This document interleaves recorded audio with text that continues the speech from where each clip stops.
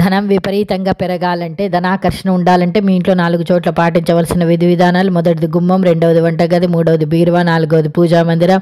ధనాకర్షణ పెరగాలంటే శుక్రవారం ఒక పసుపు రంగు వస్త్రంలో 100 గ్రాముల నవధాన్యాల నుంచి మూటగట్టి ఇంటి గుమ్మం లోపలి వైపు వేలాడదీస్తే ధనాకర్షణ పెరుగుతుందని పండితులు చెబుతున్నారు. వంటగది శుక్రవారం రోజు ఉదయం 6 నుంచి 7 గంటల ప్రాంతంలో, మధ్యాహ్నం 1 నుంచి 2, రాత్రి 8 నుంచి 9 గంటల మధ్యలో శుక్రవారాలు ఉన్నటువంటి టైంలో వంటగదిలో ఒక పళ్ళెం ఉంచి దొడ్డు వేసి ఓ పసుపు కొమ్మ ఉంచితే ధనాకర్షణ విపరీతంగా పెరుగుతుంది. శనివారం ఇవి ఎవరు తొక్కని చోటు వేయాలి.